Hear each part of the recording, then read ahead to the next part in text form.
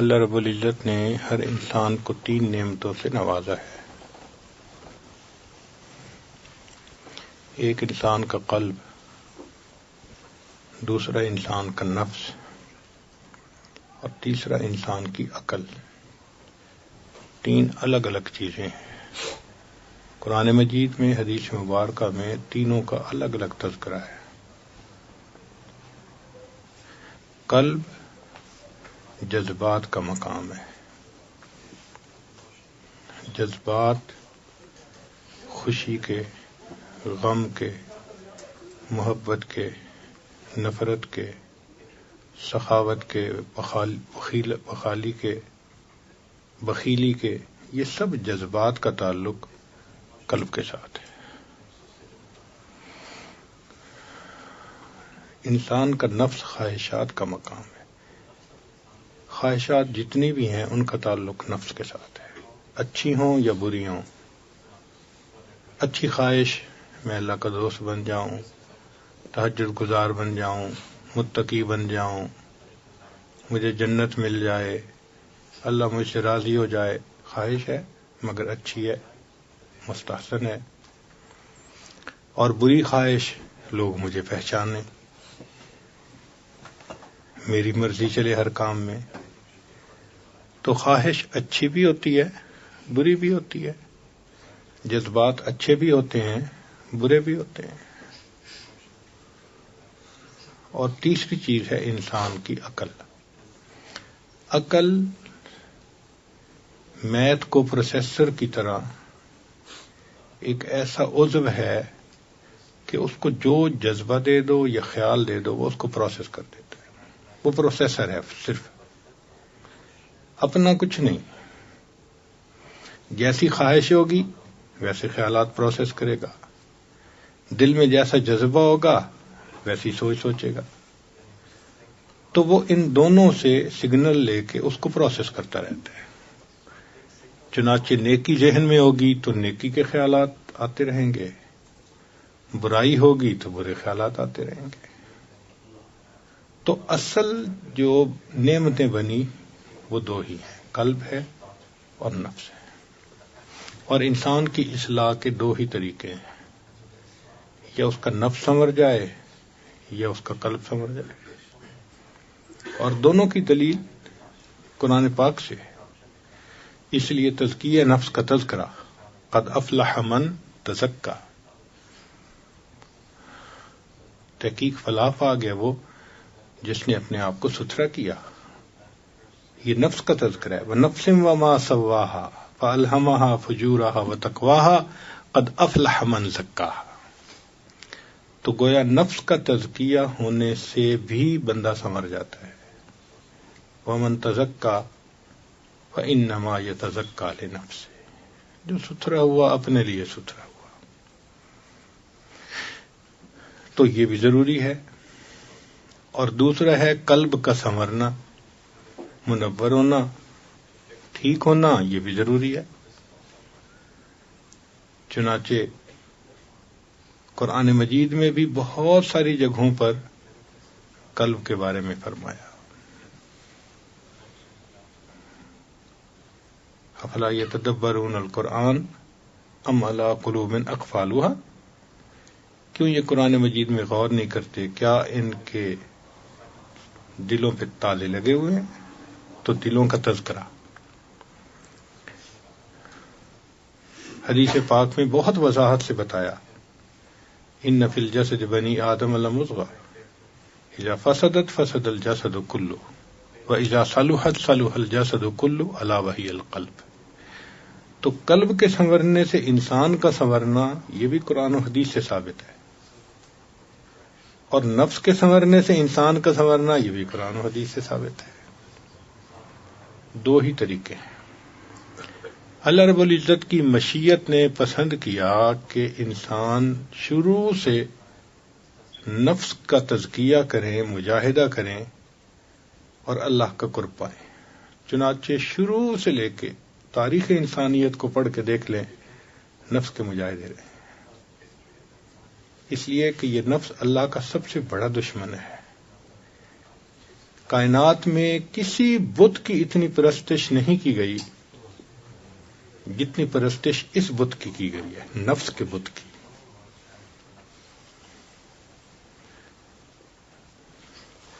اور اس کی پرستش صرف کافر اور مشرک نہیں کرتے، کلمہ پڑھنے والے بھی کرتے ہیں. یہ ایسا بت ہے، اس کی پرستش سے چھٹکارا قسمت والے پاتے ہیں. اس لیے یہ سب سے بڑا دشمن بنا، شیطان سے بھی بڑا دشمن. وہ کیسے؟ کہ عزازیل بڑا عبادت گزار تھا.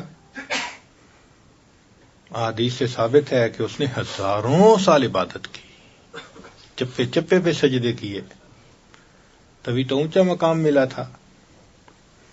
اب وہ ملعون کیوں ہوا؟ سوال ذہن میں پیدا ہوتا ہے، بھئی اس وقت تو کوئی شیطان نہیں تھا جس نے اس کو بہکایا ہو، تو وہ ملعون کیوں بنا؟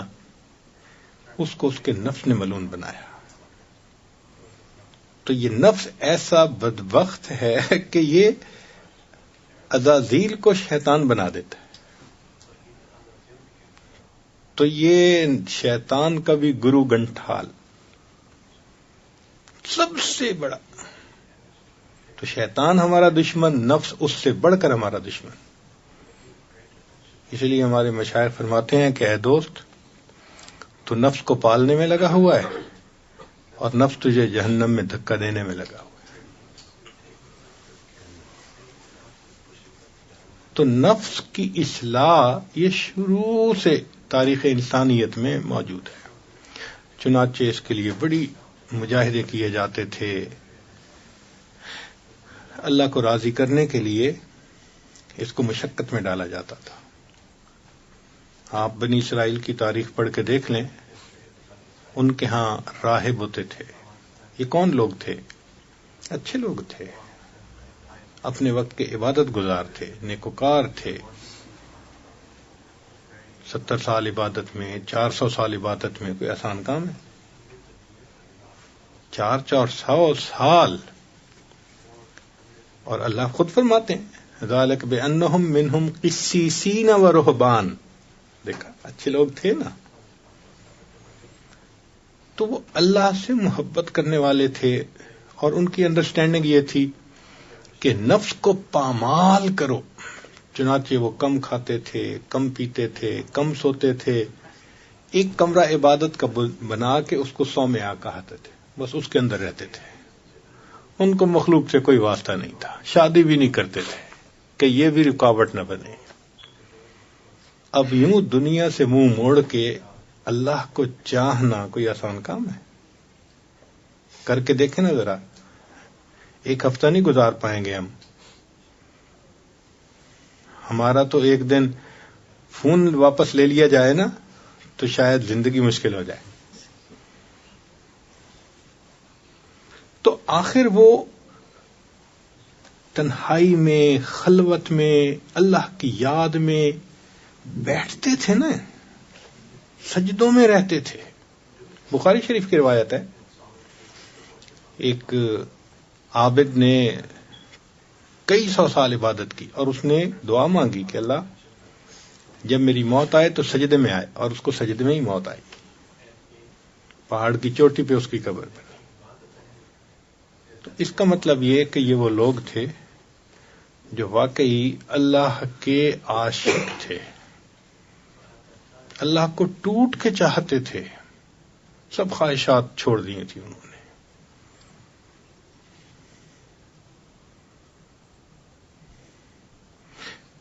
مگر وہ ایک قدم اور آگے بڑھ گئے کہ یہ تو کہیں نہیں کہا گیا تھا کہ تم شادی نہ کرو، لوگوں سے رابطہ نہ رکھو، تم اللہ کے قریب نہیں جا سکو گے. یہ انہوں نے خود گھڑ لی تھی.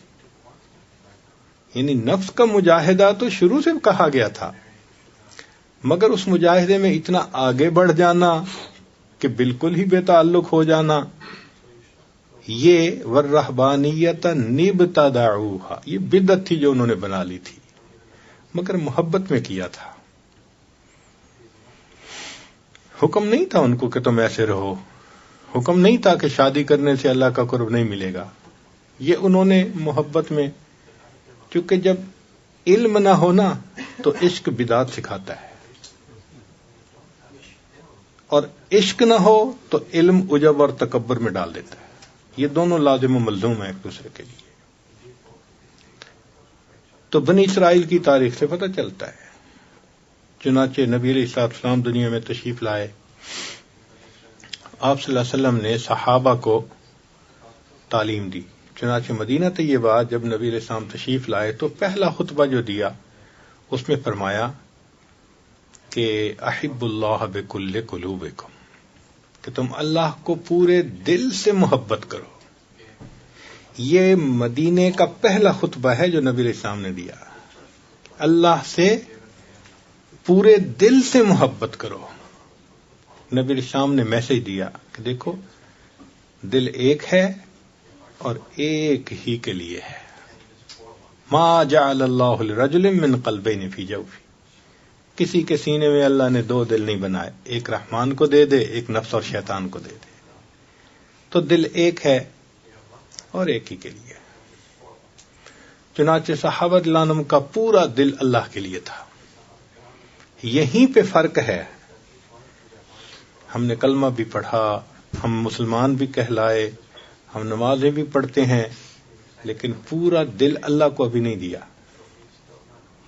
کچھ دل کا حصہ ہے جس میں بت ہیں، کسی میں عورت ہے، کسی میں مال ہے. بتوں کو توڑ، تخیل کے ہوں یا پتھر کے، ان بتوں کو توڑنا پڑے گا. اللہ نے اپنے گھر کو بتوں سے پاک کروایا تھا نا نبی علیہ السلام کے ہاتھوں، تب لات و منات توڑوا دیے تھے.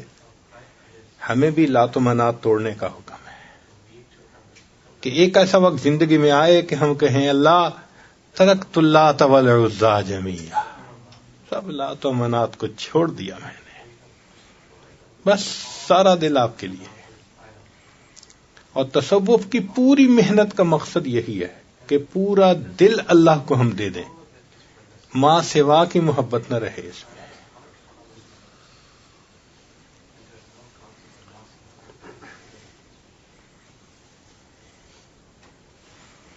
چنانچہ صحابہ رضی اللہ تعالیٰ عنہم اللہ رب العزت سے بہت محبت کرتے تھے، اور وہ چاہتے تھے کہ ہمیں اللہ کا قرب کا اعلیٰ ترین مقام مل جائے. چنانچہ وہ اپنے نفس کے خوب خلاف کرتے تھے. راتوں کو جاگتے تھے، روزوں پہ روزے رکھتے تھے، قسمیں کھانے لگ گئے تھے. تو نبی علیہ السلام نے بلا کے کہا کہ دیکھو میں تم میں سب سے زیادہ اللہ سے ڈرنے والا، سب سے زیادہ خوف کھانے والا، میں گھر میں بیویوں کے ساتھ بھی رہتا ہوں اور ایک دن کھاتا ہوں، ایک دن افطار بھی کرتا ہوں. تو اس کا مطلب یہ کہ صحابہ رضی اللہ عنہم کا بھی یہی تھا جذبہ کہ نفس کو پامال کرنے کے لیے بس جو کر سکتے ہو کر دو. تو نبی علیہ السلام نے ان کو ذرا بیلنس کیا کہ دیکھو وہ رہبانیت کے لائن پہ مت جاؤ کہ تم کہہ رہے ہو کہ میں بیوی سے نہیں ملوں گا آج کے بعد جب تک یہ نہ ہو جائے. نہیں، تم شریعت کے دائرے میں زندگی گزارو. چنانچہ صحابہ رضی اللہ عنہم نے پھر اس کے بعد ایک دن روزہ، ایک دن افطار. ورنہ بعض ایسے بھی صحابی تھے کہ ان کی بیویاں نبی علیہ السلام کے پاس پہنچ گئیں. اللہ کے نبی صلی اللہ علیہ وسلم ان کو تو ہم سے کوئی غرض ہی نہیں ہے. تو نبی علیہ السلام نے پھر ان کو سمجھایا کہ دیکھو بھائی بیویوں کے حق ہیں تمہارے اوپر. حتیٰ کہ عمر لانوں کے پاس ایک خاتون آئی، میرا خاوند ساری رات عبادت کرتا ہے، سارا دن روزہ رکھتا ہے. تو عمر لانوں پوچھتے ہیں کیا مطلب؟ کہتی ہے ساری رات عبادت کرتا ہے، سارا دن روزہ رکھتا ہے. تو کعب رضی اللہ عنہ قریب بیٹھے ہوئے تھے، وہ کہنے لگے اس نے بڑے اچھے انداز سے خاوند کی شکایت لگائی. تو وہ کہنے لگے یہ تو تعریف کر رہی ہے. کہنا تعریف تو کر رہی ہے، جو ساری رات عبادت کرے گا، سارے دن روزہ رکھے گا، تو بیوی کے لیے وقت کہاں سے بچے گا؟ تو اس کا مطلب یہ کہ صحابہ رضی اللہ عنہم اتنی عبادت کرتے تھے. نبی علیہ السلام نے پھر ان کو سمجھایا. مگر ایک چیز آپ کو کامن ملے گی ان کی زندگی میں کہ نفس کی خواہش کو توڑنا ان کے اوپر ختم. ذرا سی کوئی بات اس میں نفس کی خواہش شامل ہوتی تھی نا. عبداللہ ابن مرلانوں نے بیمار ہیں، آخری وقت ہے، دل میں چاہت ہوئی میں مچھلی کھاؤں. گھر والوں کو بتا دیا مچھلی منگاؤ. انہوں نے مچھلی منگائی، پکا لی. این آخری وقت میں جب کھانے کا وقت آیا، ساحل آ گیا، وہ مچھلی اٹھا کے دے دی. تو صحابہ رضی اللہ عنہم جب دیکھتے تھے کہ ایک چیز نفس کے اندر آئی، فوراً اس کے خلاف کرتے تھے. تو یہ نفس کے خلاف کرنا، خواہشات کو توڑنا، یہ تزکیہ حاصل کرنے کا ایک طریقہ ہے جو سلف صالحین سے چلا آ رہا ہے، اور صحابہ کے ابتدائی دور میں یہی طریقہ چلا. چنانچہ تابعین کی زندگی کو دیکھ لیں، تبع تابعین کی زندگی کو دیکھ لیں، وہ اپنے اوپر اس قسم کی پابندیاں لگاتے تھے. عمر بن عبدالعزیز رحمت اللہ علیہ خلیفہ بنے، نیت کر لی کہ آج کے بعد بس میں غسل نہیں کروں گا جو بیوی کے ساتھ ہوتا ہے. اب بتاؤ یہ کوئی فرض تو نہیں ہے نا، یا شرط تو نہیں ہے نا خلیفہ بننے کی، مگر بس ایک احساس ذمہ داری تھی کہ اب میری مسئولیت بڑھ گئی، لہذا اب میں اپنا پورا وقت اللہ کی عبادت میں. یہ حال تھا ان کا. چنانچہ صحابہ رضی اللہ عنہم اور تابعین کے بعد یہ سلسلہ پوری امت میں چلا کہ اللہ کو پانے کے لیے نفس کا تزکیہ کرنا ضروری، اور نفس کے تزکیہ کے لیے مجاہدے ضروری. چنانچہ اکابر نے خوب مجاہدے کیے. آپ کتابوں میں پڑھتے ہیں معمولی کھانا کھایا، ایک لقمہ کھاتے تھے، 2 لقمے کھاتے تھے، 1 گھونٹ پانی پیتے تھے. آپ احوال الصادقین پڑھ کر دیکھ لیں علامہ عبدالوہاب شیرانی رحمۃ اللہ علیہ کی، آپ حیران ہو جائیں گے. وہ لکھتے ہیں کہ اتنا کم کھاتے تھے کہ ہمیں ہفتے کے بعد جا کر لیٹرین کی ضرورت محسوس ہوتی تھی، 1 ہفتے کے بعد. اور مینگنیاں جیسے بکری کرتی ہے نا، اس طرح اجابت ہوتی تھی کم کھانے کی وجہ سے. اپنے بارے میں لکھتے ہیں کہ میں کھاتا تھا تو مجھے روزانہ 1 مرتبہ بیت الخلاء جانے کی ضرورت پیش آئی تو میری والدہ نے مجھے کہا کہ حکیم کے پاس جاؤ تمہارا پیٹ خراب ہو گیا. 24 گھنٹے میں 1 مرتبہ بیت الخلاء جاتے تھے تو ماں کہتی ہے حکیم کے پاس جاؤ تمہارا پیٹ خراب ہو گیا. اور ہم ماشاءاللہ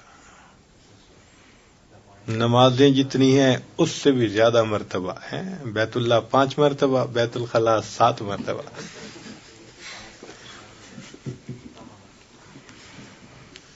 تو اس کا مطلب یہ ہے کہ سلف صالحین واقعی بہت مجاہدہ کرتے تھے. راتوں کو عبادت کرتے تھے، عشاء کے وضو سے فجر کی نمازیں پڑھتے تھے، تلاوت میں لگے ہوتے تھے.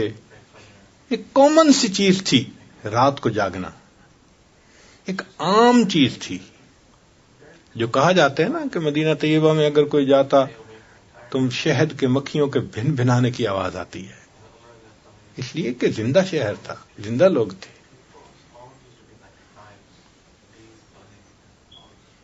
تو مجاہدہ نفس کا کر کے اپنے آپ کو شریعت کی لگام دینا اور اپنے آپ کو نیکی کے اوپر لگانا، یہ ہمارے اکابر کا طریقہ رہا ہے.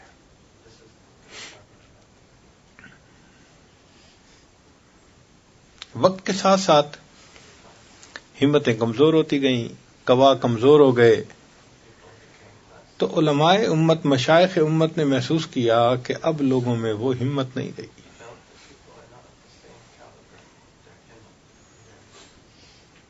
ہمارے بعض اکابر تو روزے رکھتے تھے، پانی سے روزہ، پانی سے افطار، پانی سے روزہ، پانی سے افطار. قرآن پاک میں تذکرہ ہے اس کا کہ سیدہ فاطمہ زہرا رضی اللہ عنہا اور حضرت علی رضی اللہ عنہ نے 3 روزوں کی منت مان لی تھی. شہزادے بیمار ہو گئے تھے کہ شفا یاب ہو گئے تو ہم 3 روزے رکھیں گے، اور پہلا روزہ رکھا، افطاری کا وقت آیا تو مانگنے والے آ گئے، ان کو دے دیا. تو جب سب کھانا ان کو دے دیا تو خود کیا کیا ہوگا؟ پھر اگلے دن افطاری کے وقت کچھ پکایا تو کوئی اور آ گیا، اس کو دے دیا. پھر تیسرا دن ہوا تو تیسرا مسکینم و یتیمم و اسیرا، تو اپنا کھانا ان کو دے دیا. سیدہ عائشہ صدیقہ رضی اللہ عنہا کے پاس اتنا مال آیا، شاید 50,000 درہم تھے یا ریال جو بھی تھے، دینار تھے. خادمہ کو کہا کہ مدینے کی بیواؤں کو بلاؤ، اور ان کو تقسیم کرتی رہیں. آخر پہ خادمہ آئی، کچھ تھوڑے سے پیسے دے دیں، افطاری کا سامان لاؤں. کہنے لگے مجھے پہلے بتاتی ہیں، آپ نے تو بتایا نہیں، میں نے سب خرچ کر دیے. یعنی روزے سے ہیں، اپنی افطاری کے لیے کچھ نہیں بچا. تو یہ چیز بتاتی ہے کہ ہمارے اسلاف بہت مجاہدہ کرتے تھے. نبی علیہ السلام کی نبوت کی زندگی میں 3 کنزیکٹو دن ایسے نہیں آئے کہ آپ نے تینوں دن پیٹ بھر کے کھانا کھایا ہو. ایک دن کھایا تو دوسرے دن فاقہ، 2 دن کھایا تو تیسرے دن فاقہ. 3 دن متواتر نہیں گزرے. ایک روایت میں ہے کہ عائشہ صدیقہ رضی اللہ عنہا ایک مرتبہ دن میں کھانا کھا رہی تھی، دوسری مرتبہ تو نبی صاحب نے دیکھا، فرمایا عائشہ کھانے کے سوا اور کوئی کام نہیں. اور وہ فرماتی ہیں کہ نبی علیہ السلام کے بعد سب سے پہلی تبدیلی جو میں نے امت میں دیکھی وہ 2 وقت کا کھانا تھا. اس کا مطلب یہ کہ ہمارے اکابر نفس کے مجاہدے کے ذریعے عبادت کرتے تھے، اپنے رب کو راضی کرتے تھے، اللہ کے قرب کا مقام پاتے تھے. اب جب مشائخ امت نے دیکھا کہ بھائی وہ مجاہدے کرنے تو بہت مشکل،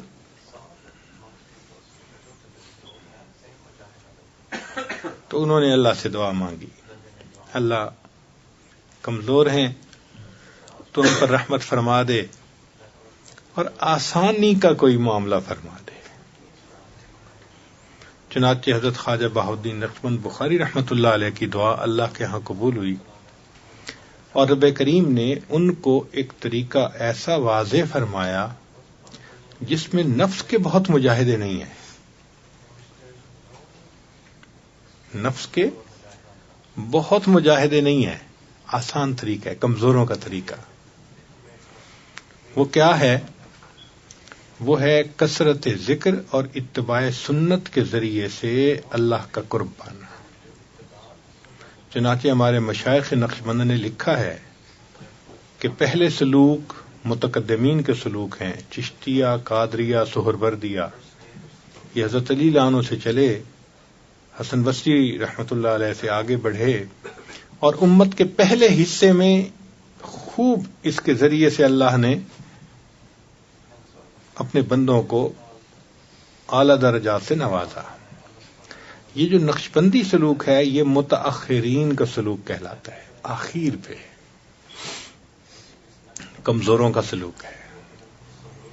تو اللہ رب العزت نے ان پر واضح فرمایا کہ بھائی نفس کے مجاہدے کرنے کی بجائے ایک اصلاح کا اور بھی طریقہ ہے جس کو کہتے ہیں قلب کی اصلاح. تو ابھی تک امت نفس کے مجاہدوں سے تزکیہ پاتی تھی، تم قلب کے یعنی تصفیہ کے ذریعے سے اپنے نفس کو بھی تزکیہ میں لا سکتے ہو. چنانچہ جب دل سنورتا ہے تو نبی صاحب نے فرمایا کہ پورا جسم سنور جاتا ہے. لہذا قلب کے سنورنے سے نفس کی اصلاح خود بخود اس کے ضمن میں ہو جاتی ہے. دل میں جذبہ ہو انسان نفس کو پامال کرتا ہے. ہم نے دیکھا ہے ہمارے ہاں یہ جو لوگ پوزیشنیں لیتے ہیں جانے کے لیے اوپر، تو ان کو ووٹ چاہیے ہوتا ہے. اب دل میں ایک شوق ہے کہ مجھے یہ سیٹ حاصل کرنی ہے. اب سیٹ حاصل کرنے کے لیے جائیں گے, غریب کے پاس بیٹھیں گے, بات کریں گے, ان کے ساتھ مل کے کھانا کھائیں گے. تو دیکھو اپنے نفس کو پامال کر رہے ہیں نا. تو دل کا جذبہ تھا, نفس کو پامال کرنا آسان ہو گیا. اور ہم نے دیکھا ہے کہ واقعی جب ووٹنگ کے دن ہوتے ہیں اولیاء جیسی زندگی ہوتی ہے. کھانا یاد نہیں ہوتا, پینا یاد نہیں ہوتا, راتوں کو سونا یاد نہیں ہوتا, 24 گھنٹے لگے ہوتے ہیں بیچارے. تو دیکھو قلب کے اندر ایک جذبہ ہے جس کی وجہ سے نفس پر ساری پابندیاں آ گئیں.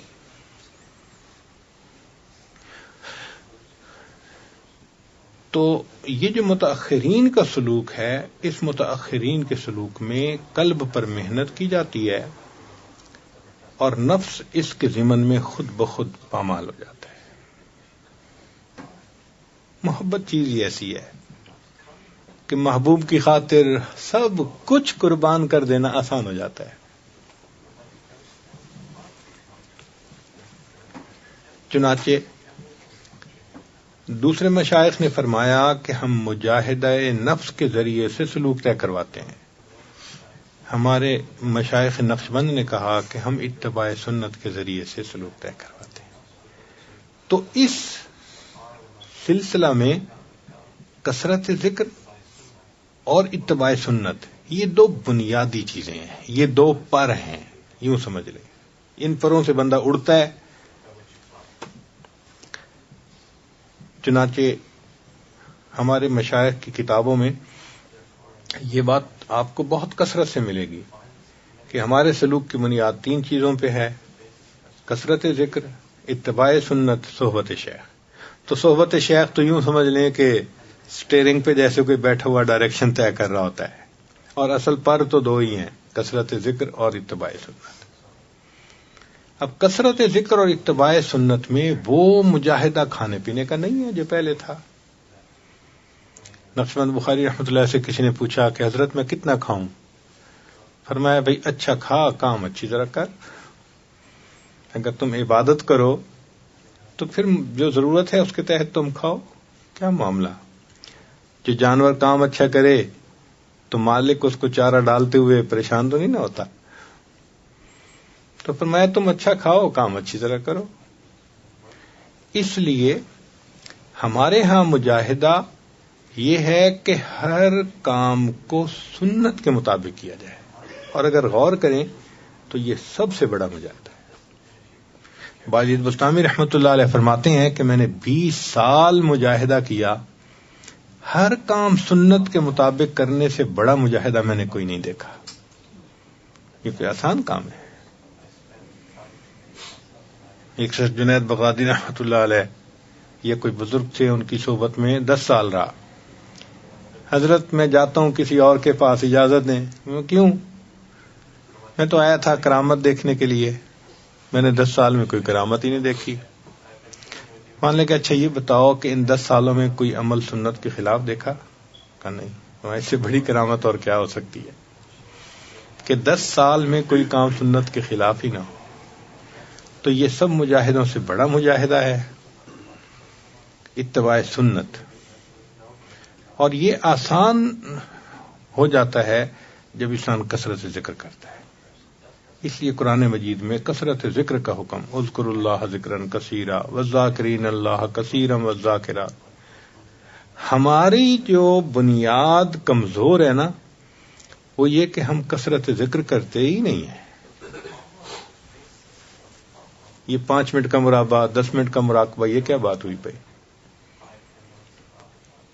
اگر دوسری کلاس کا طالب علم 10 منٹ روزانہ کتاب کھول کے پڑھے تو کیا سال کے آخر پہ پاس ہو جائے گا؟ تو اگر دوسری کلاس میں پاس نہیں ہو سکتا جو 10 منٹ روزانہ پڑھے, تو ولایت کے امتحان میں کیسے پاس ہوں گے بھائی؟ دوسری کلاس کے لیے تو اس کو 4 گھنٹے اور 6 گھنٹے اسکول میں لگانے پڑتے ہیں. تو حق تو یہ بنتا تھا کہ ہم بھی 4 گھنٹے مراقبہ کرتے ہیں. اب کوئی کہے جی کہ کتنا وقت نکالیں, بھائی انٹرنیٹ پہ ٹائم لگتا ہے نا، گھنٹوں لگتے ہیں، منٹوں کی بات تو کوئی کرے ہی نہ. جو منٹوں کی بات کرے گا وہ جھوٹ بولے گا، الا ماشاء اللہ.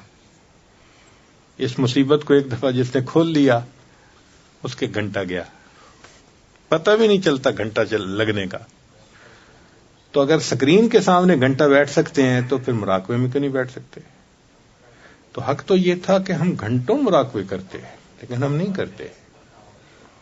بیت ہو جاتے ہیں شوق میں آ کے، حضرت بس تلاوت بھی کر لیتا ہوں، درود شریف بھی پڑھ لیتا ہوں، استغفار بھی، مراقبہ نہیں ہوتا. بھئی جو اصل چیز تھی، اینٹی بائیوٹک تھی، وہ تو لی ہی نہیں، فائدہ کیسے ہو؟ تو ہماری مثال ایسے جیسے ایک ڈی ہائیڈریٹڈ پلانٹ ہوتا ہے نا، پتے مرجھائے ہوئے ہوتے ہیں، پھل بھی کمزور ہوتے ہیں، کیوں؟ پانی تھوڑا ملتا ہے اس کو. ایسے ہم ڈی ہائیڈریٹڈ قسم کے صوفی ہیں، ذکر کی کثرت نہیں کرتے، اور ہمارے پھر نظر بھی خطا کرتی ہے، زبان بھی پھر کچھ جھوٹ بول دیتی ہے، فلاں بھی ہو جاتا ہے، فلاں بھی ہو جاتا ہے، وہ سارے سمپٹم ہمارے اندر ہوتے ہیں. تو کثرت ذکر ہماری بنیادی بیماری ہے. اگر ہم چاہتے ہیں کہ ہمیں اللہ کا تعلق ملے تو ہمیں اللہ کا ذکر کثرت سے کرنا پڑے گا. چلتے پھرتے لیٹے بیٹھے اللہ کو یاد، ایسی کیفیت ہو جائے کہ بس انسان کا دل کہے اللہ تیری یادوں کے سوا دنیا میں رکھا کیا ہے. امام راضی رحمۃ اللہ علیہ فرماتے تھے، اے اللہ دن اچھا نہیں لگتا مگر تیری یاد کے ساتھ، رات اچھی نہیں لگتی مگر تجھ سے راز و نیاز کے ساتھ.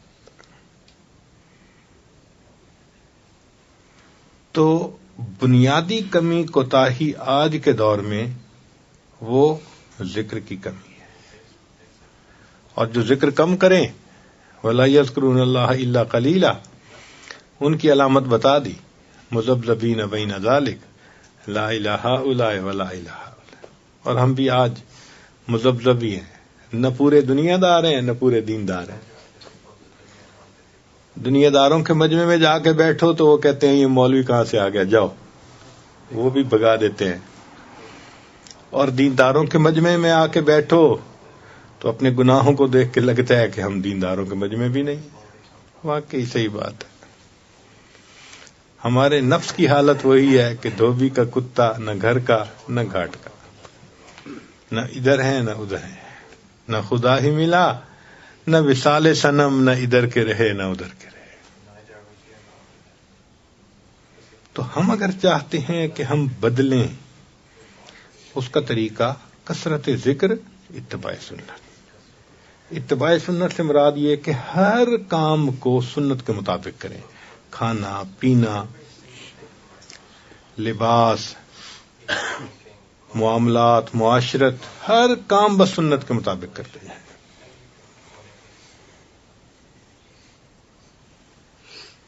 اور یہ آسان طریقہ ہے اپنے آپ کو سنوارنے کا کہ ہر کام کو سنت کے مطابق کرتے جاؤ.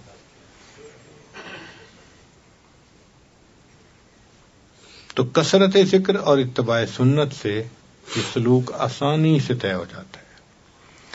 آپ سمجھیں کہ یہ شاہراہ ہے، بھاگتا چلا جاتا ہے بندہ. آپ یوں سمجھ لیں کہ ایک بندے کو کہہ دیا جائے کہ جی آپ یہاں سے حج پہ جائیں بغیر سواری کے، وہ تو مشکل میں پڑ جائے گا. چلے گا، راستے میں کھانا نہیں پینا نہیں، کہاں ٹھہرے گا، کیسے سمندر عبور کرے گا، ریگستان آئیں گے، پہاڑ آئیں گے، کھڈے ہوں گے. تو اس کے لیے تو پہنچنا واقعی بڑا مشکل کام ہے. اور ایک طریقہ یہ ہے کہ یہاں سے بندے کو ایئرپورٹ پہ بٹھا دو، چلو بھائی سعودی عرب پہنچ جاؤ. یہ ہمارا سلوک یہ اسی طرح بائی ایئر پہنچانے والا سلوک ہے. اس لیے اس کو متاخرین کا سلوک کہا جاتا ہے. آسان ہے، بہت آسان ہے. بس دو چیزوں کی پابندی ضروری، اتباع سنت اور ہر کام میں سنت کی اتباع اور ذکر کی کثرت۔ ذکر کی کثرت تو ایسے ہو کہ بندہ جو وقت ملے، 10 منٹ ملے، 15 ملے، گھنٹہ ملے، 2 ملے، فوراً اللہ کی یاد میں۔ اور جو لوگ کہتے ہیں کہ جی ہم تو مصروف ہیں دفتر بزنس کی وجہ سے، شریعت کہتی ہے کہ تم دفتر مت چھوڑو، بزنس نہ چھوڑو، کرو، مگر دل اللہ کو طرف رکھو نا۔ یہ کہاں لکھا ہے کہ دل میں کسی اور کا خیال رہے؟ دل میں اللہ کو یاد کرو۔ رجال اللہ تلہیہم تجارت ولا بیع عن ذکر اللہ۔ تجارت اور خرید و فروخت میں انسان اللہ کو یاد کرے تو تاجر صدوق کو تو قیامت کے دن انبیاء کی قطار میں جو ہے ان کے، یعنی جہاں انبیاء کی قطار ختم ہوگی نا، اس کے پیچھے جو لوگ ہوں گے وہاں تاجر کو جگہ دی جائے گی۔ تو مقصود ہے کہ ہر وقت دل میں اللہ کی یاد رہے۔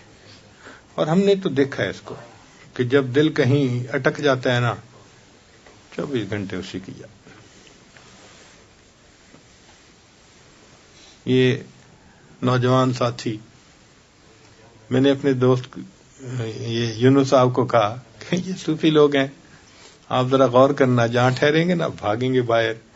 آج ہم باہر سے آئے، کوئی ادھر فون پہ باتیں کر رہا ہے، کوئی ادھر فون پہ باتیں کر رہا ہے، پوری گلی میں ہمیں جگہ جگہ دیکھا۔ اٹکا ہوا ہے نا دل کہیں نہ کہیں، بھاگتے ہیں۔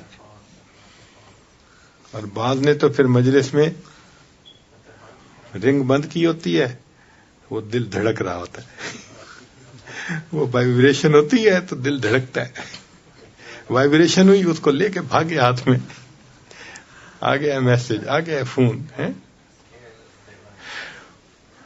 تو جب دل اٹکا ہوا ہوتا ہے تو پتہ چلتا ہے کہ دل اٹکا ہے کہیں۔ جن کا اللہ کے ساتھ دل اٹکتا ہے ان کے اٹھنے بیٹھنے سے بھی پتہ چل جاتا ہے، یہ اپنا دل دے چکے ہیں، یہ کسی کے بن گئے، دل من لئی تیری بن گئی۔ اس نے بھی دل میں عہد کر لیا، اللہ میں نے اپنا دل آپ کو دے دیا۔ تو ان کو مصلی پہ دیکھیں گے، ان کو تلاوت کرتا دیکھیں گے، ان کو تہجد پڑھتا دیکھیں گے، سبحان اللہ۔ سیماہم فی وجوہہم من اثر السجود، پتہ چلتا ہے ان کے چہروں سے جو ذکر کر رہے ہوتے ہیں۔ تو دو چیزیں ہیں، کثرت ذکر اور اتباع سنت، ان دو چیزوں سے یہ سلوک طے ہو جاتا ہے۔ تو سلوک بہت آسان ہو گیا۔ آپ ضرورت کے مطابق نیند پوری کریں، 7 گھنٹے اچھی نیند ہے۔ اگر کوئی بہت تھکا ہوا ہوتا ہے بے شک 8 گھنٹے سوئے، تو 7-8 گھنٹے سونا تصوف میں منع نہیں ہے، نیند پوری کریں۔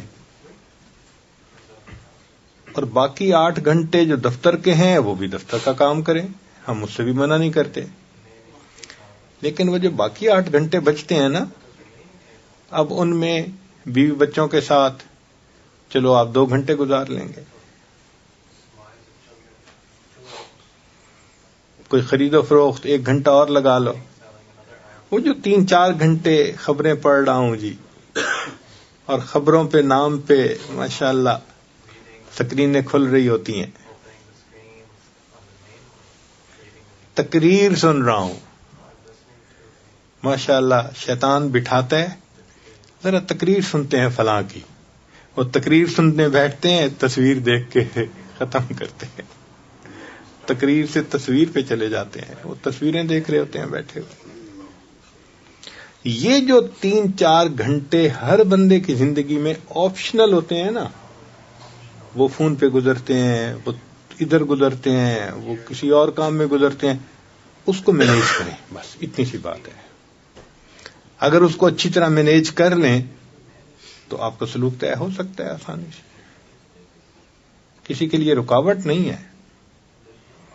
اس بات کو اس لیے تفصیل سے بتایا کہ پتہ رہے کہ جی ہمیں کرنا کیا ہے، تو کثرت ذکر، اتباع سنت، یہ ہماری بیماری کا حتمی علاج ہے،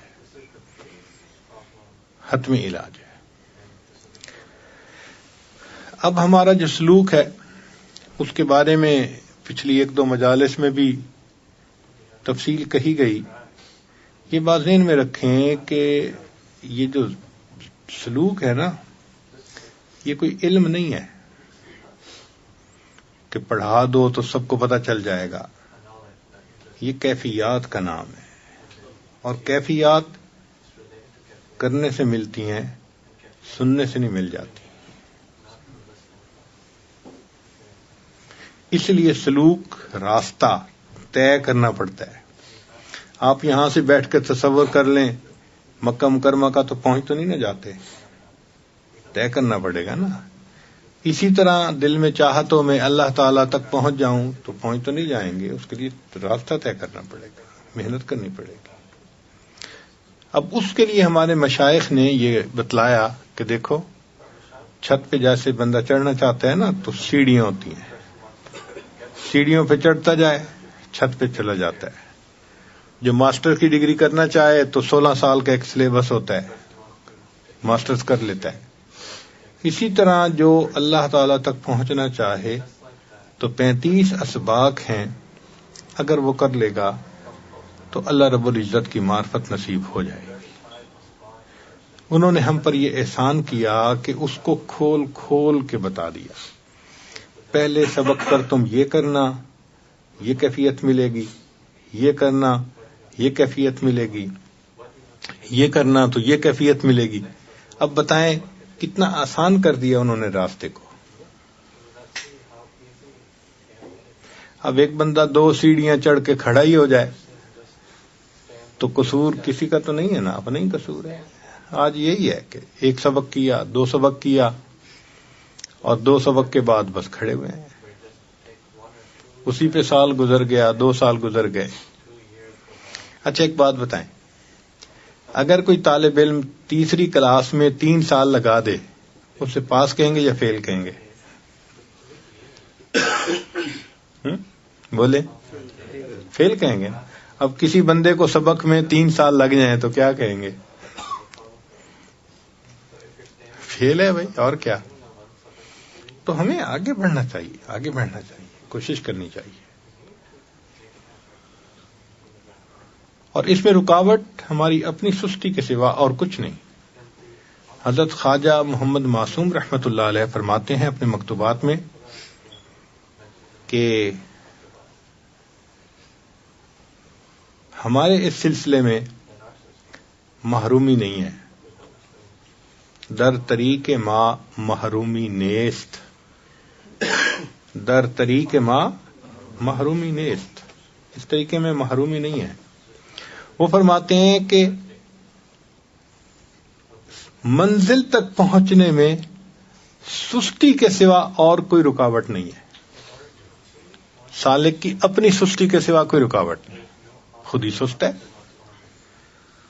ہمیں یاد آتا ہے کہ امریکہ میں بہت بڑے بڑے ہائی وے ہیں، تو وہاں پر بعض ہائی وے ایسے ہیں کہ اس کو ٹرن پائک کہتے ہیں، کہ آپ اس ہائی وے پہ ایک دفعہ چڑھ گئے نا تو اس کا ایگزٹ کہیں نہیں ہوتا، ایک منزل ہوتی ہے، بس وہاں جا کے ایگزٹ آتا ہے، درمیان میں کہیں نہیں، اس کو ٹرن پائک کہتے ہیں۔ یہ سلوک بھی ٹرن پائک کی طرح ہے، جو چڑھ گیا ادھر ادھر کہیں نہیں جا سکتا۔ ہاں ایک ہی ہے کہ منزل پہ اگر نہیں پہنچا تو اس کا مطلب ہے کھڑا ہو گیا درمیان میں،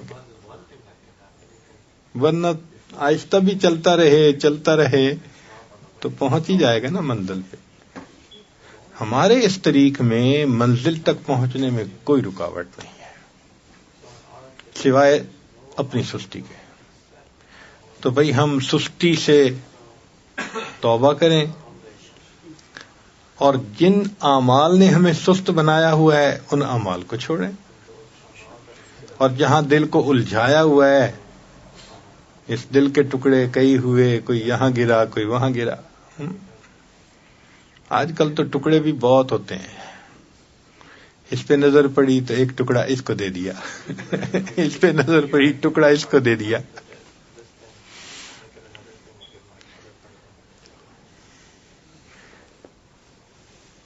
تو ہم اپنے آپ کو ما سوا میں الجھنے سے بچائیں. یہ جو انٹر انٹو دی نیٹ، اس مصیبت سے بچیں.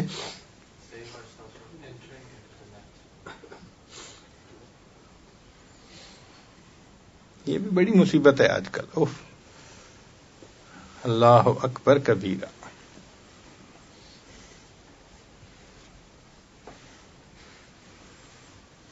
اللہ تعالیٰ نے تو زندگی اچھی گزارنے کے لیے وائف بنائی تھی، شیطان نے جہنم جانے کے لیے وائی فائی بنا دی.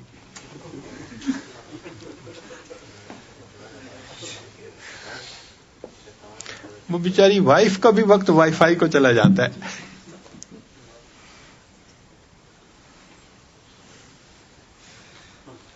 تو اس مصیبت سے بچیں. پھر دیکھیں کیفیات کیسے ملتی ہیں. اچھا، یہ کوئی نیا تجربہ نہیں ہے کہ آج کے دور میں ایک نیا تجربہ کر رہے ہیں، نہیں. یہ کام اللہ نے ہمارے مشائخ پہ کھولا، کروڑوں لوگوں کو انہوں نے اس راستے پہ چلایا، خود بھی انہوں نے اللہ کی محبت پائی، کروڑوں بندوں کو اللہ کی محبت نصیب، اور ان کی پاکیزہ زندگی اس کے اوپر دلیل ہے. تو یہ پیٹنٹ کام ہے. سلوک کے بارے میں بار بار اس لیے بتایا جا رہا ہے کہ کم از کم ہمیں پتہ تو ہونا کہ ہم نے کرنا کیا ہے. ہمارے سلوک کے جو پہلے 7 سبق ہیں وہ لطائف کے اسباق کہلاتے ہیں. 5 لطائف عالم امر اور 2 عالم خلق. سارے لطائف کے ذکر کا ایک ہی جیسا اثر ہے. جیسے کسی عمارت کے پلر ہوتے ہیں، اس پر عمارت بنتی ہے. یہ 7 جو ہمارے لطائف ہیں، یہ 7 پلر ہیں جس پر ہماری روحانیت کی عمارت بنی. پلر مضبوط ہوتے ہیں تو عمارت بلند بنتی ہے. تو جتنا ہم ان پر زیادہ محنت کریں گے اور لطائف زیادہ روشن ہوں گے، اتنا پھر آگے معرفت کی سیڑھیاں چڑھنا ہمارے لیے آسان ہو جائے گا. تو اس پر محنت کرنے کی ضرورت ہے. تو 7 لطائف پر محنت کرنے سے انسان کو شریعت پہ چلنا آسان ہو جاتا ہے. اس لیے ساجد نے عرض کیا تھا کہ جب سالک بیت ہوتا ہے تو فسق فجور کی زندگی ہوتی ہے شروع میں، تو 7 اسباق اس کی زندگی کو فتویٰ میں لے کے آ جاتے ہیں. کم از کم حرام سے بچتا ہے، حلال کے دائرے میں آ جاتا ہے.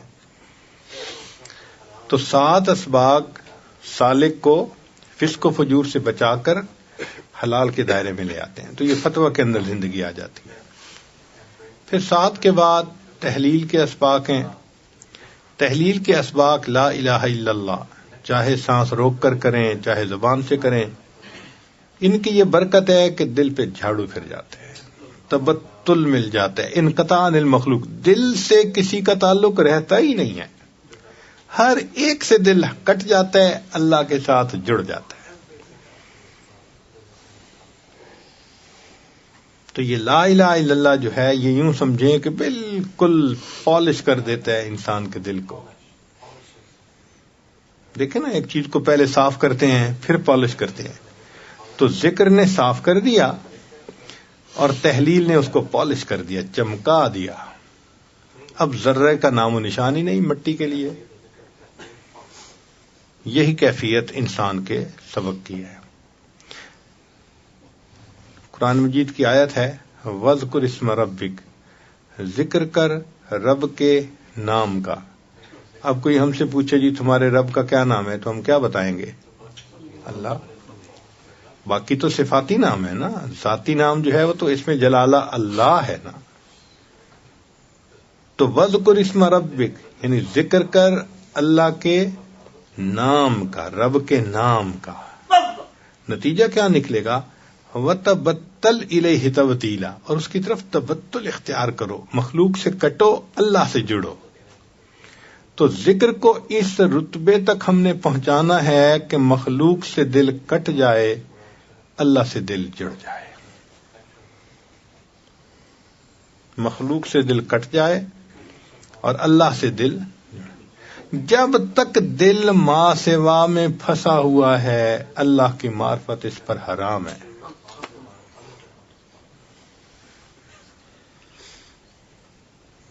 اللہ تعالیٰ شرک پسند نہیں فرماتے،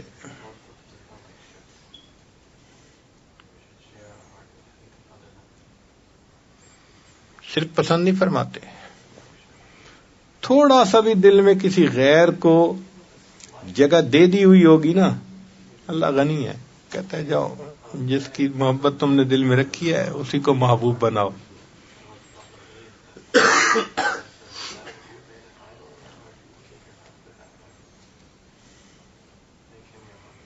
اسی لیے میسج لکھتے ہیں نا، تو جب میسج لکھنے لگے نا آئی لو یو، تو 3 لفظ ہیں، 3 دفعہ سوچا کرے۔ اگر تو دائرہ شریعت کے اندر ہے پھر تو ہے جائز، بیوی کو لکھا، ماں کو لکھا، باپ کو لکھا، شیخ کو لکھا، اگر تو دائرہ شریعت کے اندر ہے پھر تو ہے ٹھیک۔ اور اگر نفسانی، شیطانی، شہوانی وجہ سے لکھ رہے ہیں تو یہ 3 لفظ ڈرتے ہوئے لکھتے ہوئے 3 دفعہ سوچیں، ایسا نہ ہو کہ میں کہہ رہا ہوں آئی لو یو اور اللہ کہے محبت تو اس سے کرتا ہے تو جاؤ میں نے تمہیں اسی کے حوالے کر دیا، اپنے چاہنے والوں کی فہرست سے میں نے تمہیں کاٹ دیا۔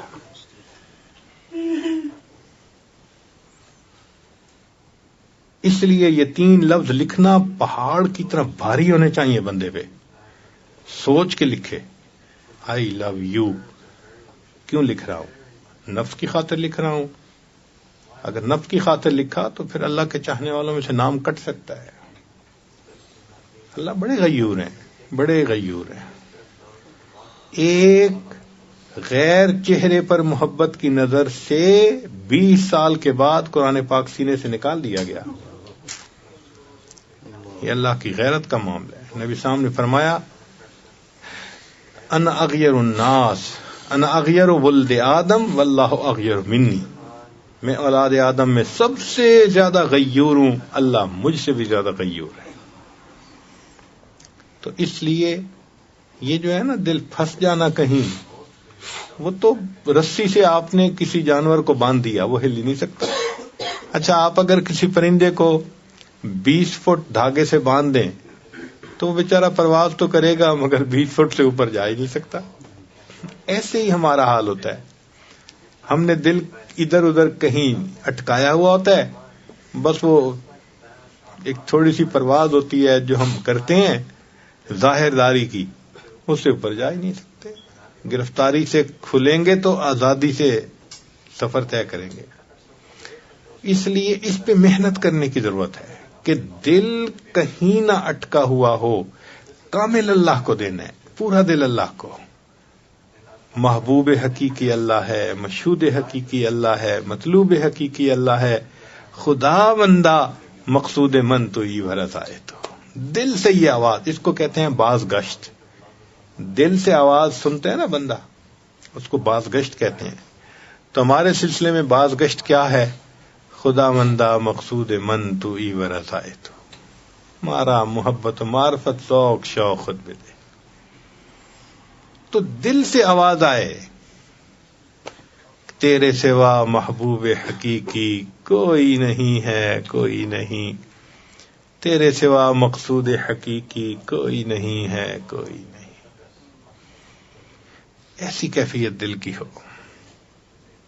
یاد میں تیری سب کو بھلا دوں، کوئی نہ مجھ کو یاد رہے، تجھ پر سب گھر بار لٹا دوں، خانہ دل آباد رہے، سب خوشیوں کو آگ لگا دوں، غم سے تیرے دل شاد رہے، سب کو نظر سے اپنی گرا دوں، تجھ سے فقط فریاد رہے۔ ایسی کیفیت ہو جائے تو پہلے لطائف کے اسباق کرنے سے انسان کبائر کو چھوڑ کر فتویٰ کی حدود میں آ جاتا ہے، اور تحلیل کا ذکر کرنے سے یہ تقویٰ کی حدود میں آ جاتا ہے. پھر انسان گناہ کے موقعوں سے بھی بچتا ہے، دل کی کیفیت ایسی ہو جاتی ہے، تقویٰ پھر زندگی آ جاتی ہے. اب جب ماں سوا سے بھی ہٹ کٹ گئے تو پھر کیا ہوتا ہے کہ اللہ کی محبت میں پھر انسان کو ایک جذب کا مقام ملتا ہے. چنانچہ ہمارے سلسلے کا جو 10واں سبق ہے مراقبہ احدیت، وہ فنا کا سبق ہے کہ انسان اللہ کی محبت میں فنائیت گم ہوتا ہے. اللہ کی محبت میں اس کی کیفیت ایسی ہوتی ہے. اللہ اکبر کبیرہ، ہر وقت اللہ کی طرف دھیان، اللہ کی طرف یاد. یہ فنا کی کیفیت بھی عجیب ہے. حضرت مجذوب رحمۃ اللہ نے فرمایا پینشن ہو گئی ہے، کیا بات ہے اپنی، اب دن بھی ہے اپنا اور رات ہے اپنی، اب اور ہی کچھ ہے میرے دن رات کا عالم، ہر وقت ہی رہتا ہے ملاقات کا عالم. تو یہ جو فنائیت کی کیفیت ہے نا، پھر ہر وقت ہی رہتا ہے ملاقات کا عالم.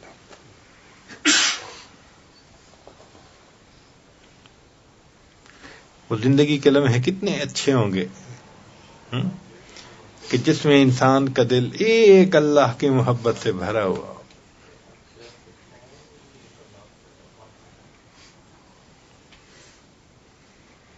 تو ابھی تک تو ہمیں اللہ کی محبت کا وہ مزہ نہیں آیا جو بندے کو بیگانہ کر دیتا ہے. تو عالم سے کرتی ہے بیگانہ دل کو، عجب چیز ہے لذت آشنائی. ابھی وہ آشنائی کی لذت ہمیں نہیں ملی، تبھی تو ہم دنیا سے بھی بیگانہ نہیں نہ ہوئے.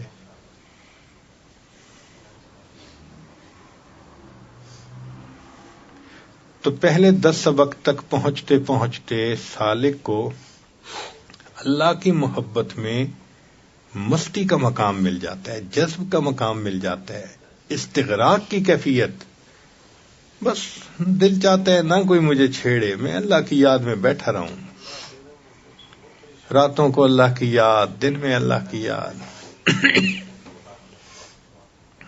چنانچہ ایک نوجوان ہاسٹل میں رہتا تھا تو روزانہ 3 گھنٹے مراقبہ کرتا تھا. تو مراقبے سے پہلے 2 رکعت نفل پڑھتا تھا، یا اللہ کوئی آ کے دروازہ نہ کھٹکھٹائے، کوئی مجھے ڈسٹرب نہ کرے. 2 رکعت نفل پڑھ کے اللہ سے دعا مانگتا تھا کہ یا اللہ کوئی ڈسٹرب کرنے والا نہ آ جائے کہیں. اللہ اکبر کبیرہ. یوں اللہ کی محبت میں وقت کا پتہ بھی نہیں چلتا. ایسا لطف ملتا ہے رہوں بیٹھا میں اپنا سر جھکا کر، سرور ایسا عطا کر دل بدل دے. ایک سرور ہوتا ہے، جائیے کس واسطے اے درد میں خانے کے بیچ، کچھ عجب مستی ہے اپنے دل کے پیمانے کے بیچ. ایک لطف ہوتا ہے، ایک مزہ ہوتا ہے. اللہ اکبر، جو اللہ والوں کو اللہ کی یاد میں ملتا ہے. تو یہ پہلے 10 اسباق ماں سوا سے بندے کو کاٹتے ہیں، اللہ کے ساتھ جوڑ دیتے ہیں، اور انسان اللہ کی محبت میں ڈوب جاتا ہے.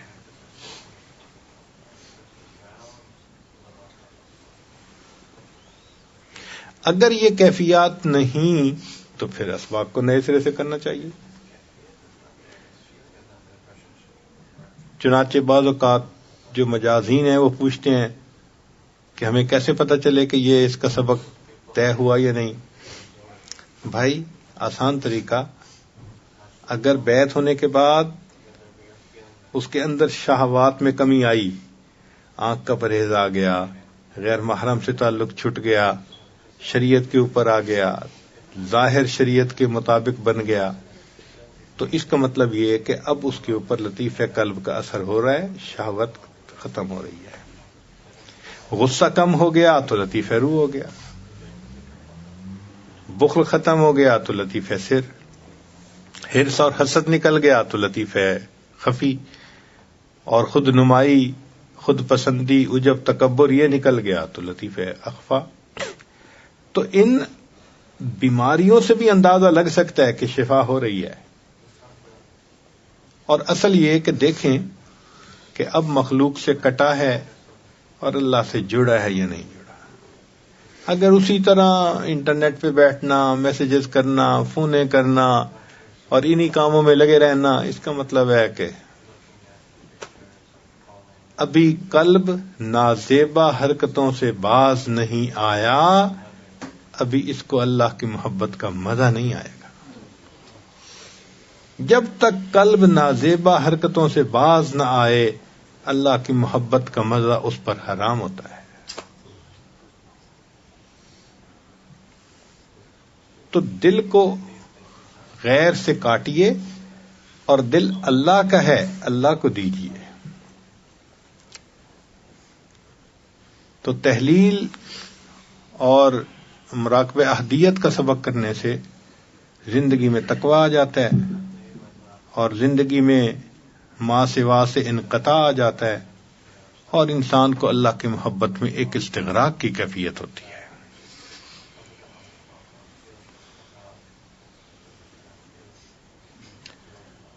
کسی نے کہا کہ حضرت آپ کو نماز میں دنیا کا خیال آتا ہے؟ میں نہ نماز میں آتا ہے نہ نماز کے علاوہ آتا ہے. ایسی کیفیت ہو جاتی ہے، بندے کا دل ہی اچاٹ ہو جاتا ہے دنیا سے. اچھا یہ نہیں ہے کہ بھئی اس سبق پہ پہنچ کے دنیا کا کام کرنا چھوڑ دیتا ہے، جاب چھوڑ دیتا ہے، بزنس چھوڑ دیتا ہے. نہ، وہ کچھ نہیں چھوڑتا. دل ٹھنڈا ہو جاتا ہے، دل کٹ جاتا ہے. التجافی عن دار الغرور، وہ کیفیت حاصل ہو جاتی ہے. والانابت الی دار الخلود، ہمیشہ رہنے والے گھر کی طرف انابت ہو جاتی ہے. واستعداد للموت قبل نزول. اچھا اب یہ اگر کیفیت حاصل ہو گئی تو اس کے بعد پھر اگلے اسباق ہیں جن کو مشاربات کے اسباق کہتے ہیں.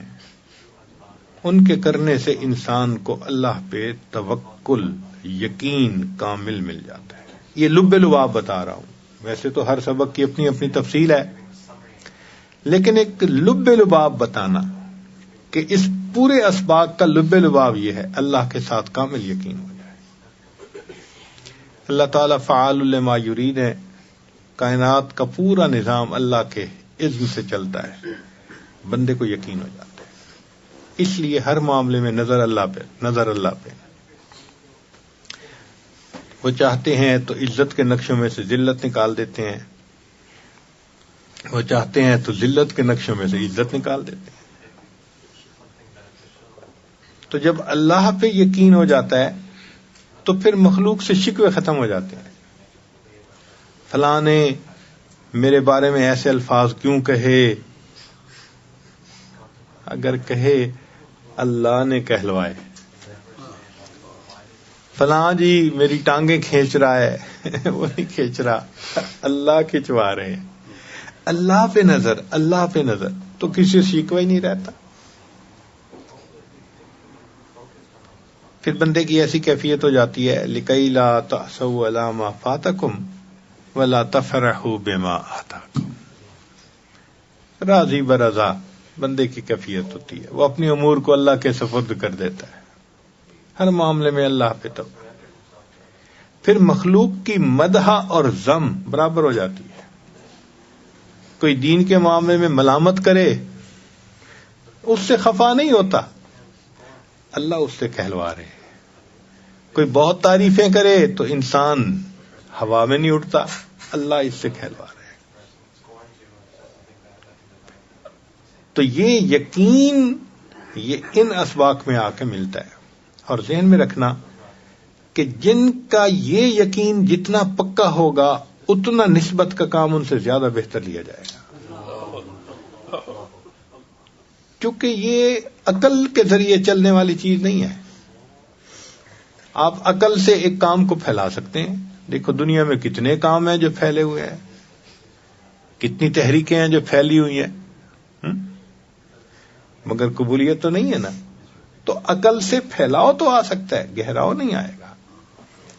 گہراؤ آئے گا جب قبولیت ہوگی اندر، اور قبولیت ہوگی یقین کے اوپر. تو ان اسباق میں پھر سالک کو اللہ تعالیٰ کی ذات پر ایک یقین کامل ہو جاتا ہے. ہر معاملے میں اللہ کی طرف رجوع کرتا ہے, ہر معاملے میں اللہ کی طرف دھیان.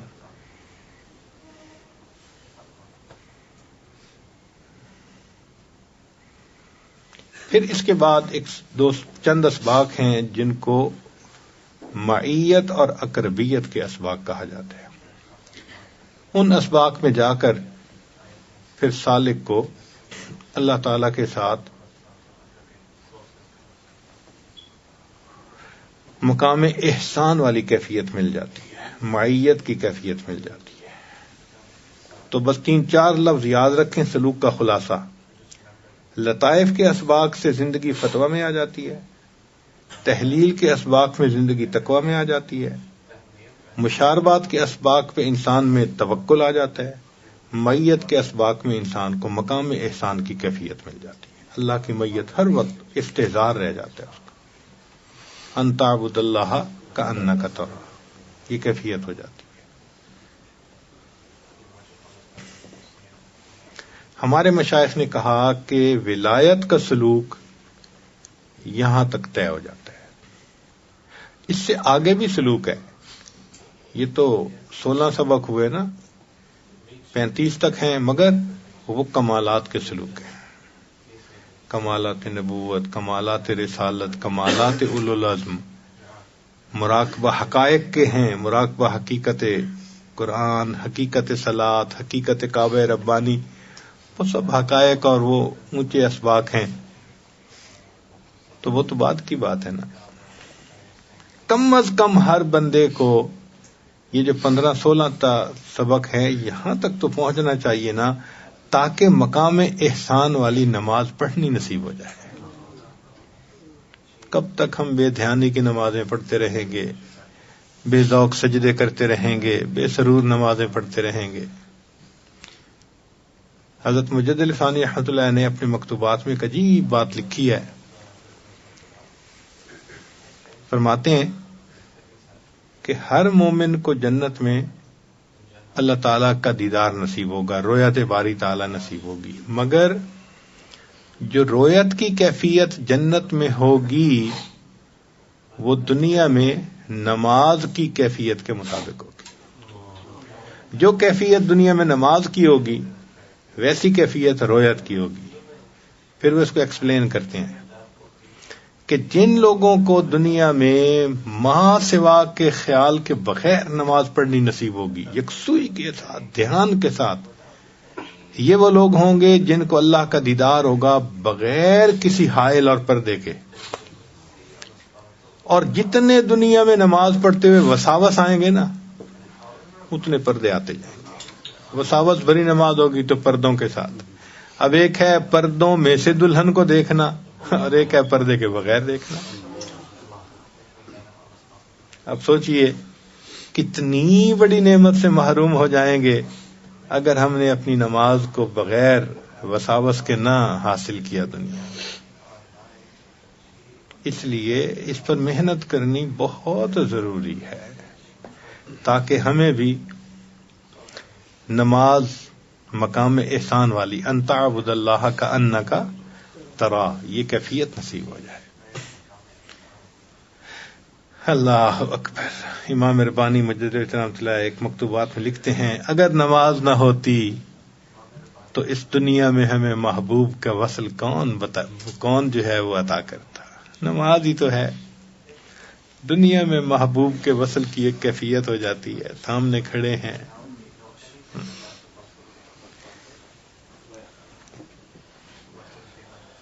تو اصل سلوک کا مقصد مقام احسان والی نماز کی کیفیت نصیب ہو جانا. کوئی کرامات مقصد نہیں ہے, کوئی رنگ دیکھنے مقصد نہیں ہے, دعائیں قبول ہونا مقصد نہیں ہے, عزتیں ملنا مقصد نہیں ہے, مقدمے فتح ہونا مقصد نہیں ہے, فتوحات کے دروازے, کوئی مقصد نہیں ہے. ایک مقصد ہے کہ قلب کی ایسی کیفیت ہو جائے کہ ان تعبد اللہ کأنک تراہ. جب تک یہ کیفیت نہ ملی ہمیں پورے دین کی جو ہے وہ نعمت نہیں ملی. کیونکہ نبی صاحب نے فرمایا آذا جبرائیل اتاکم یعلمکم دینکم، یہ تمہیں تمہارا دین سکھانے کے لیے آئے تھے. تو احسان دین کا حصہ ہے، شامل ہے. نہیں حاصل ہوا تو دین کا کچھ حصہ ابھی ہمیں حاصل نہیں ہوا. تو کامل دین مل جائے، ہمیں وہ کیفیت مل جائے، چند سجدے بھی ہم کر گئے نا اس کیفیت کے ساتھ، تو انشاءاللہ اللہ تعالیٰ کی رحمت کی نظر ہوگی. اب اس میں رکاوٹ کوئی دوسرا نہیں ہے، ہمارا اپنا نفس ہے، ہماری اپنی خواہشات ہیں، ہمارے اپنے جذبات ہیں. ہمارے بزرگوں نے تو اللہ سے ایسا طریقہ مانگا جو بہت آسان ہے، اب اس پہ چلنا ہمارا کام ہے. تو بھئی اپنے معمولات کی پابندی کیجئے. ہمارے مشائخ نے لکھا ہے من لا ورد لہ لا وارد لہ، جو ورد نہیں کرے گا، وظائف نہیں کرے گا، اس پر کوئی کیفیات نہیں آئیں گی.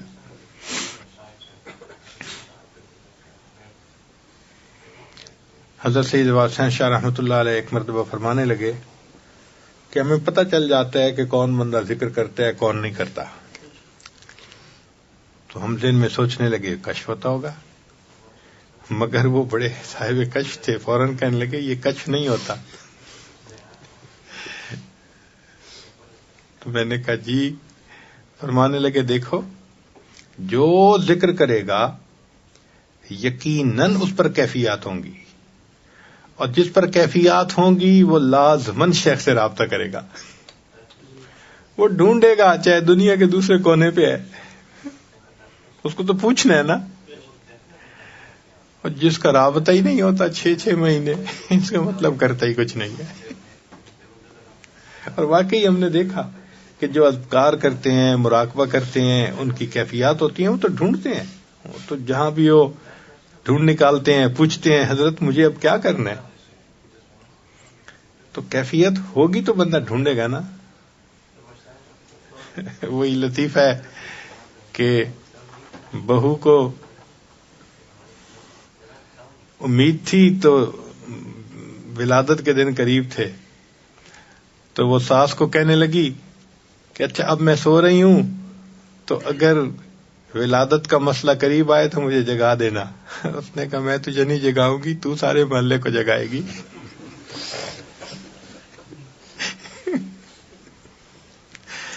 تو جس کی ولادت ہونی ہوتی ہے اس کو کوئی نہیں جگاتا، وہ سب کو جگاتی ہے.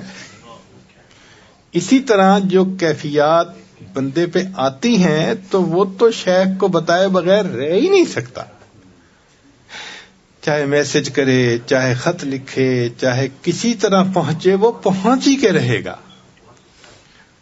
اور جس کو رابطہ ہی نہیں 4 مہینے، 6 مہینے، 1 سال، اس کا مطلب یہ کہ ورد وظیفہ کوئی نہیں ہو رہا. سمپل سی بات ہے. تو اس لیے ہمارے اس کام میں رکاوٹ ہماری اپنی سستی ہے. اب یہ ذہن میں بٹھا لیجئے کہ ہم نے ذکر کی کثرت کرنی ہے اور سنت کی اتباع کرنی ہے، اور جو کیفیات ہوں پھر ان کو شیخ سے پوچھنا ہے. راستہ بڑا سیدھا سیدھا ہے. اللہ تعالیٰ ہمیں اپنی محبت عطا فرمائے. یہ نسبت قیامت تک چلتی رہے گی، یہ نسبت قیامت تک چلتی رہے گی. ہر دور اور ہر زمانے میں اللہ تعالیٰ اس نسبت کو پھیلانے کا بھی کام لیں گے، اور نسبت کے طلبگار بھی ہر دور اور ہر زمانے میں رہیں گے. دنیا میں لوگ ہیں آج بھی یکسوئی کے ساتھ لگے ہوئے ہیں. ہمارے بعض لوگ جب اپنے حال احوال سناتے ہیں تو دل کو خوشی ہوتی ہے. اب یہی رمضان گزرا تو کسی نے مشکل سے 1 ختم کیا ہوگا، کسی نے 2 ختم کیے ہوں گے. ایک نوجوان نے خط لکھا حضرت الحمدللہ اس رمضان میں 30 مرتبہ قرآن پاک پڑھنے کی توفیق ملی، روزے ختم. سبحان اللہ. ہم سمجھتے ہیں کہ آدھا گھنٹہ مراقبہ بڑی چیز ہوتی ہے. الحمدللہ کسی نے مجھے میسج میں بتایا کہ آج کل 4 گھنٹے روزانہ مراقبہ کرنے کا میرا معمول ہے ڈیلی.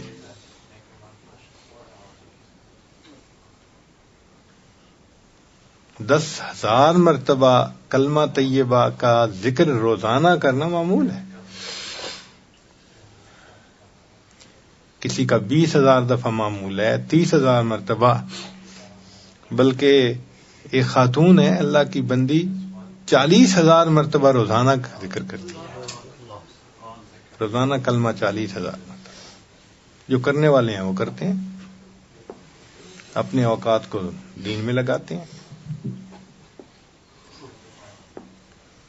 ایک عالمہ نے مجھے میسج کیا، آج چھٹی کا دن تھا، الحمدللہ میں فجر کے بعد مراقبے میں بیٹھی، ظہر کی نماز کے وقت میں اٹھی. تو فجر سے ظہر تک مراقبہ کرنے والے اس وقت بھی لوگ موجود ہیں. یہ نہیں ہے کہ بھئی ہم اگر نہیں کرتے تو سارے ہی نہیں کرتے. کرنے والے ہیں، اللہ کے عاشق ہر دور اور ہر زمانے میں. تو بھئی ہمیں بھی چاہیے کہ ہم آگے بڑھیں، اعمال کریں اور اللہ سے اللہ کی محبت مانگیں. اللہ تعالی ہمیں یہ نعمت عطا فرما دے.